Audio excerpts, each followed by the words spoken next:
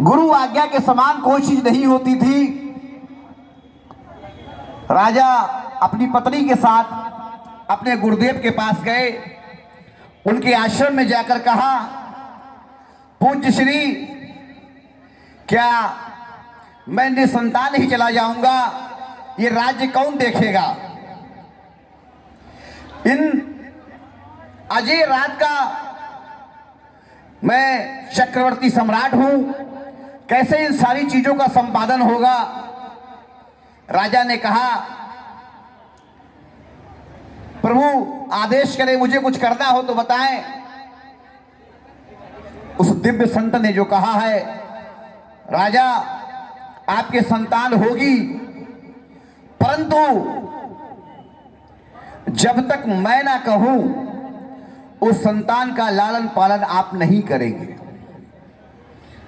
बहुत समझने का टॉपिक है ये। भगवान की कृपा से, प्रभु के आशीर्वाद से प्रथम पुत्र की उत्पत्ति हुई। सबसे पहले गुरुजी को बुलाया गया। गुरुजी आए, गुरुजी ने देखा कि पुत्र हुआ है, उसका चेहरा देखा, बोले अच्छा ठीक। बच्चे को उठाया, लेकर चले गए अपने आश्रम में। न रानी की इतनी हिम्मत थी, न राजा की इतनी हिम्मत थी कि गुरुजी से पूरी बात पूछ ली जाए, क्योंकि गुरु आज्ञा ही केवलम शिष्यस्य परम मंगलम, वहां पे विचार करने की आवश्यकता नहीं होती है। उसके बाद ठीक 1 साल बाद द्वितीय पुत्र उत्पन्न हुआ। दूसरा पुत्र हुआ, गुरुजी बुलाए गए। गुरुजी ने कहा कि ये संतान हमें दे दो। दूसरी बार भी वो संतान को लेकर चले गए। रानी बहुत परेशान, कह रहे दोनों संतानें हमारी चली गई, ये कैसे हो सकता है? अब तो चाहे कुछ भी हो जाए, गुरुजी आए कोई आए, हम बिल्कुल बिल्कुल बिल्कुल संतान नहीं देंगे। तीसरे वर्ष राजा के एक पुत्री की प्राप्ति हुई। पुत्री का जन्म हुआ।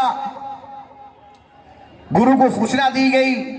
गुरुदेव आए, बेटी को देखा और लेके अपने आश्रम चले गए। अब तो रानी बहुत परेशान। 3 संतानें होने के बावजूद वात्सल्य सुख से वंचित, कितनी बड़ी बात है, कितना बड़ा हमारा दुर्भाग्य है कि 3 संतानों को मैंने जन्म दिया, उसके बावजूद मैं वात्सल्य सुख से वंचित। चतुर्थ वर्ष में रानी गर्भवती हुई। प्रभु की कृपा से फिर एक पुत्र उत्पन्न हुआ। गुरुजी को सूचना गई। गुरुजी आए और उस बच्चे का चेहरा देखा। अब माता कैसे मान सकती है जिसके 3 पुत्र चले जाएं? चौथा पुत्र गुरुजी जैसे ही गुरुजी ने उठाया, रानी गुरुदेव के चरणों में गिर पड़ी। गुरुदेव, हमारे इस बच्चे को मत ले जाओ। राजा ने कहा, रानी गुरु आज्ञा है, आगे आगे मत चलो। राजा और रानी का संवाद गुरुदेव ने सुना। सुनने के उपरांत राजगुरु ने कहा, राजा अपनी रानी के साथ प्रातःकालीन हमारे महल, हमारे आश्रम पे आना। इस बच्चे को मुझे ले जाने दो। और जैसे ही प्रातःकाल हुआ, अच्छा तो अंदर राजा साहब अंदर आइए। रानी के साथ ब्रह्म मुहूर्त में जी गुरुदेव के आश्रम पर गए।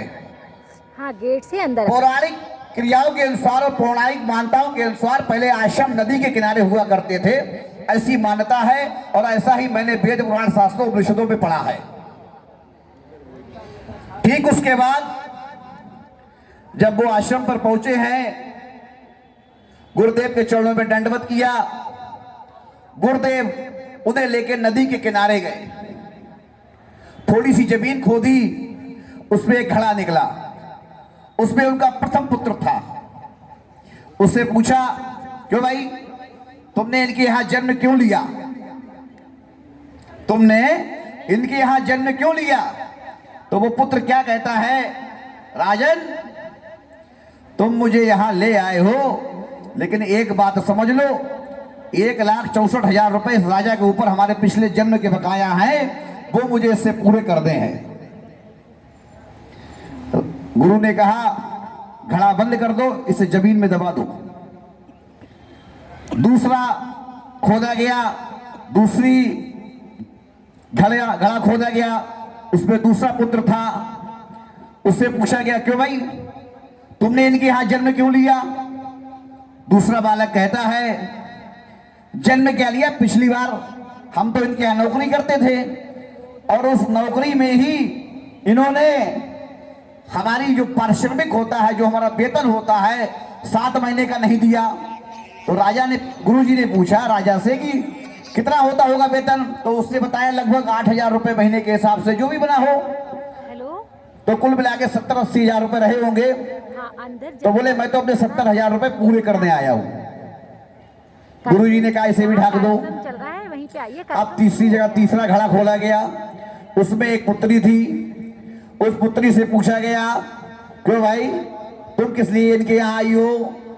पुत्री ने कहा, कि सत्यनारायण की कथा की टोल में सुना रहा हूं। पुत्री ने कहा ब्रह्म ऋषि मैं इनके यहाँ इसलिए आई हूं क्योंकि पिछले जन्म में मैं इनकी बहू थी, ये मुझे मारा पीटा करते थे, हमारे पति से हमें पिटवाते थे, हमारे बेटों का सुख हमें नहीं देते थे, उसका बदला लेने के लिए मैं आई हूं। ब्रह्म ऋषि ने कहा इसे झाँक दो। चौथा पुत्र हुआ, चौथा घड़ा खोला गया, उसमें पूछा गया क्यों भाई तुम क्यों आए? चौथे वाले ने कहा राजन मैं तो इनका कर्जदार हूं, 55 लाख रुपया मुझे इनका देना है। गुरु ने कहा इसी पुत्र को अपने घर पे ले जाओ, यही तुम्हारा राज्यवर्धन करेगा, यही तुम्हारी सेवा करेगा और यही तुम्हारे कुल को, समाज को, घर को आगे बढ़ाएगा। कहने का यहाँ पर तात्पर्य यह है कि जब अनंत जन्मों के पुण्य उदय होते हैं, अनंत भाव उदय होते हैं, अनंत संस्कार उदय होते हैं, तब ऐसे संस्कारवान व्यक्ति की निकटता बढ़ती है।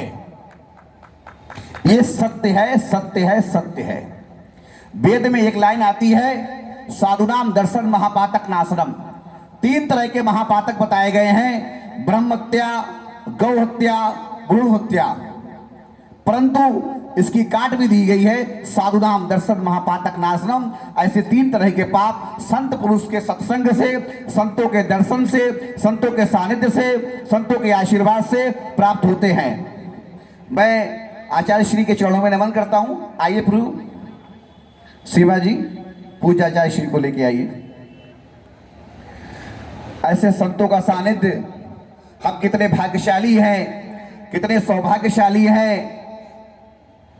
यूपी महोत्सव के इस मंच पर संतों का सानिध्य, संतों का आशीर्वाद मुझ दास को प्राप्त हो रहा है। आशीष तो सदैव दासी रहना चाहता है।